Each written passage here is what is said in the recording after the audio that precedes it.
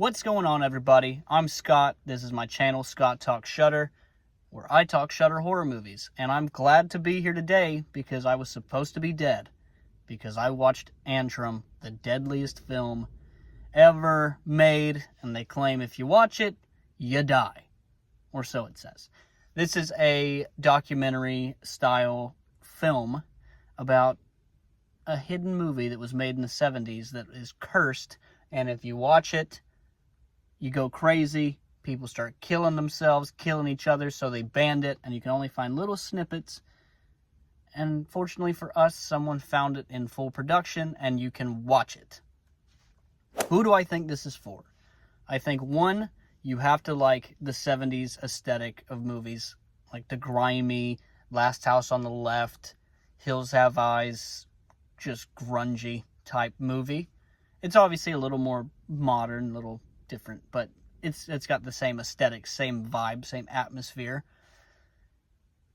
It's not as much of a mockumentary throughout the movie. It has a snippet and then a movie and then a snippet.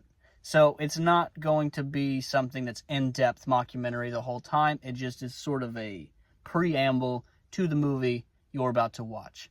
And with that, I think it's got to be someone that can take all of it with a grain of salt, in that it's meant to be a 70s curse movie, so it's laid out like a 70s movie. It's not going to be the craziest plot or acting or whatever. You have to kind of time capsule yourself back to if there was a banned movie in the 70s, this would be the type of story you get. So what are my thoughts? I personally love 70s era horror movies. It's probably my favorite decade if I had to guess. If I had to do a list, I bet all of my top films would be from that time.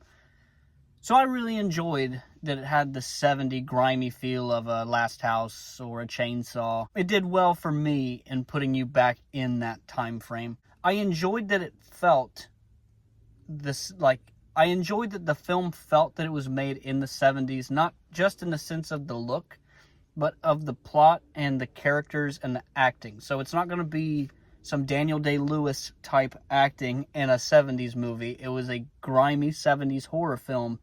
So the acting and the story aren't the best, but it's the best for this film because that's what it's going for, if that makes any sense. This movie has some analog, I would call it analog horror. I'm not really a big analog guy. I see some YouTube shorts and stuff every now and then I like, but something like Skinamarink, not a fan of. Not for me, especially in large doses.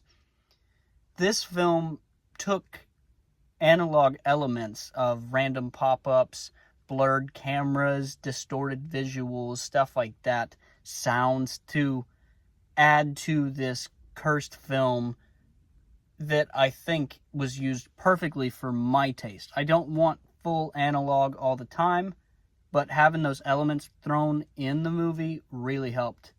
Really built up just the eeriness that you're watching something that you're not supposed to be watching.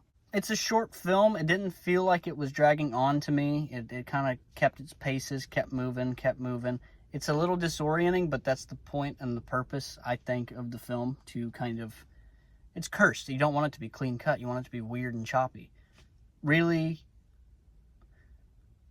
quick watch for me. It does have some interesting scenes and then little graphic scenes in an odd way.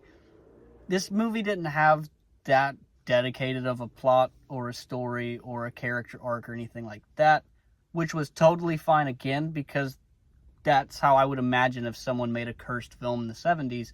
It's not going to be glitz and glamour. It's going to be just a film. Just a basic story, basic elements, cursed, wicked, vile, whatever crazy stuff they want to think of in the 70s. But as far as plot devices and character developments, doesn't really have that, and that worked good for me. What I'm a little in the middle on, that I feel like didn't work as well, is the mockumentary part. You only have that window at the beginning where they talk about the build-up to the film, why it's cursed, and you have a little bit at the end. But in the middle, it's just the full movie in its entirety. And I feel like it would have been almost better if you didn't have the mockumentary style to it, if you just had the film itself and you just know Antrum, it was a cursed horror movie from the 70s. This is what happened. But the kind of build up, it's a flip of a coin. I didn't hate it. It didn't bother me, but I wonder if it would have landed a little better if you went in just to the start of the movie. And I do like this style of film as far as the mockumentaries, behind the scenes kind of stuff. Poughkeepsie tapes I enjoy. Late Night with the Devil I enjoy. This one I think could have just... This one feels similar, but it just didn't seem as necessary. Was it terrifying and scary? No. It almost just was unnerving for a bit. I could see how people will find this movie slow or dragging on. Not scary, not tension-filled. I liked just being in that aesthetic. So for me, that worked well. I can see if it doesn't work for others. Nothing's going to scare you, really. Nothing's going to be too brutal that you got to look away, in my opinion. All in all, cool watch. I enjoyed it. I don't know if I'll be throwing it on anytime soon. It's not something that's a heavy rewatch.